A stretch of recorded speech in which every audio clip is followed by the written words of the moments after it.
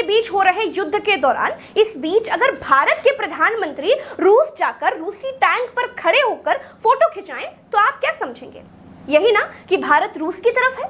उसी तरह east India company स्थापित करने की बात कहकर भारत पर कब्जा कर लेने वाले ब्रिटेन के प्रधानमंत्री ने भारत आकर भारत की डिमोलिशन वाली अंदरूनी समस्या के बीच जेसीबी पर फोटो खिंचवाई।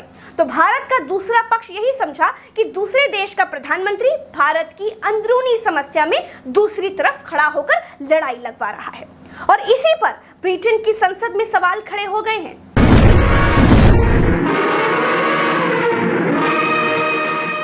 वो अंग्रेज जिन्होंने भारत को गुलाम बनाकर रखा, वो अंग्रेज जिन्होंने भारत में फूट डालकर 100 साल तक राज किया, वो अंग्रेज जिन्होंने भारतवासियों पर अत्याचार की सारी हदें पार कर दी, उन्हीं अंग्रेजों का एक प्रधानमंत्री भारत आया और आकर कहां बैठा? बुलडोजर पर। क्यों बैठा? क्योंकि उसे मालूम था कि भारत में राजनीतिक कारणों से एक वर्ग विशेष के घरों पर बुलडोजर चलाया जा रहा है। बांटना और राज करना, लोगों में लड़ाई लगवाना अंग्रेजों के खून में था। एक अंग्रेज प्रधानमंत्री भारत के जख्मों पर नमक छिड़ककर चला गया। भारत की किसी विधानसभा और संसद ने आवाज नहीं उठाई।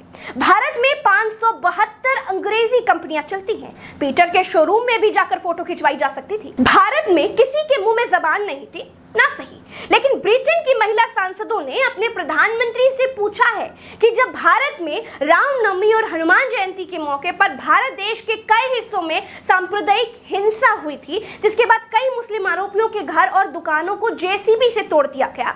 प्रशासन का कहना था कि केवल अवैध निर्माणों को तोड़ा गया है, लेकिन बीजेपी के कई नेताओं के बयान ये कहते हैं कि ये बदले की भावना से कार्रवाई हुई थी। तो फिर ब्रिटेन के प्रधानमंत्री बोरिस जॉनसन ने गुजरात के वडोदरा जाकर उसी बीच जेसीबी पर चढ़कर फोटो क्यों खिंचवाई? We know that during the Prime Minister's visit he was photographed leaning out of a digger in a JCB factory, and just days before the BJP used JCB diggers to bulldoze Muslim shops and homes and the gate of a mosque in New Delhi. Local governments in a number of other Indian states have also carried out similar demolitions. So I ask again, did the Prime Minister raise this with Modi? If not, why not? And does the Minister accept that the Prime Minister's visit to India has helped to legitimise the actions of Modi's far-right government? We condemn any instance of discrimination. Thank you. Britain की विपक्षी labour party की सांसद नादिया विटोम ने अपने प्रधानमंत्री से पूछा कि क्या बोरिस जॉनसन भारत में लोगों के घरों पर चले बुलडोजरों का समर्थन करते हैं। ब्रिटिश सांसद ने आगे पूछा कि क्या ब्रिटिश पीएम का यह दौरा भारत में मुस्लिमों के ऊपर हो रहे हमलों को जायज ठहराने के लिए था। इसी पर ब्रिटिश संसद ने कहा कि हम किसी भी तरह के भेदभाव की निंदा करते हैं। मात्र 25 साल की नादिया ब्रिटेन की सबसे कम उम्र की सांसद है। और रोचक बात यह है दोस्तों कि नादिया के माता पिता भारतीय मूल के ही हैं और उनके पिता पंजाबी सिख हैं और माँ एंग्लो इंडियन है। दोस्तों, अंग्रेज भारत को बांट कर चले गए थे, हम वैसे ही आज भी बटे हुए हैं। अंग्रेजी सरकारों से भारत की हर सरकार ने फूट डालो और राज करो बड़ी अच्छी तरीके से सीखा है। 70 साल से हमारे देश की सरकारें हिंदू, मुस्लिम, सिख, ईसाई के बीच फूट डालकर राज कर रही हैं। ब्रिटेन का प्रधानमंत्री भारत आकर जेसीबी पर फोटो खिंचाकर मौज लेकर चला जाता है। फोटो देखकर मुसलमान किलस जाते हैं और हिंदू खुश हो जाते हैं। यही है फूट डालो और राज करो। राजनीति शास्त्र के छात्र इस बहुत महीन मैसेज से राजनीति का बहुत बड़ा पाठ पढ़ सकते हैं। बुलडोजर समस्या का समाधान नहीं है।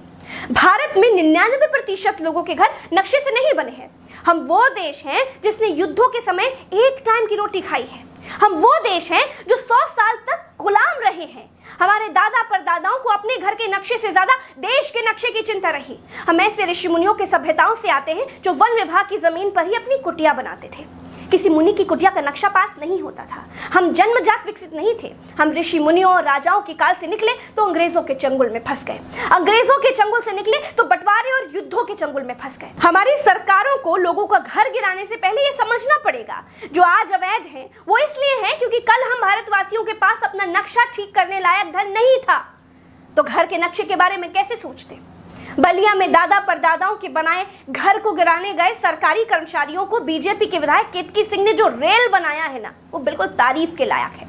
मैं बीजेपी विधायक की तारीफ करती हूँ कि वो न्याय के साथ खड़ी है। उस कुर्सी का मान सम्मान देकर आपसे बात करते हैं। मैंने आपको एक छोटी सी बात कही, आपने उसका सम्मान क्यों नहीं रखा?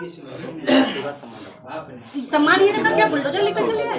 ये सम्मान रखनी है। अगर ये सम्मान तो फिर यही सम्मान तो मेरे लोग आपको लौटाएंगे। फिर इसी भाषा में, क्योंकि आपके पास था बुलडोजर की ताकत, आप लेकर चले आए, हमारे पास समतोल की ताकत। तो ये घर, आप ये बताइए कि घर गिरा देते तभी, तब तो फिर पूछना ही नहीं, तब तो मैं खुद ही आग लगा देती पूरे तहसील में।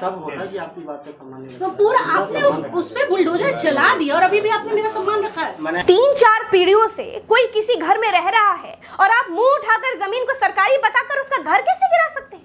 3-4 पीढ़ियों का मतलब समझ रहे हैं आप? करीब 150 साल से सरकारें सो रही थी क्या? तब तो अंग्रेजों का शासन था, तब तो भारत में कानून भी नहीं बना था, तब के बने घर कैसे तोड़े जा सकते हैं? खैर, कहने को तो बहुत कुछ है, लेकिन कोई और देश हमारे देश की समस्या का मजाक बनाकर चला जाए, हमारे फटे में टांग अड़ाए, ये बिल्कुल बर्दाश्त नहीं किया जाना चाहिए। जैसे किसान आंदोलन में नहीं किया गया, बिल्कुल वैसे ही। दोस्तों, इस वीडियो में इतना ही। चलते हैं। राम राम, दुआ सलाम, जय हिंद। आप चैनल को सब्सक्राइब जरूर कीजिए, फेसबुक पर फॉलो जरूर कीजिए, ट्विटर पर अगर आप मेरे साथ जुड़ना चाहते हैं तो @प्रज्ञा लाइव नाम से खोज कर मुझे फॉलो जरूर कीजिए। जय हिंद।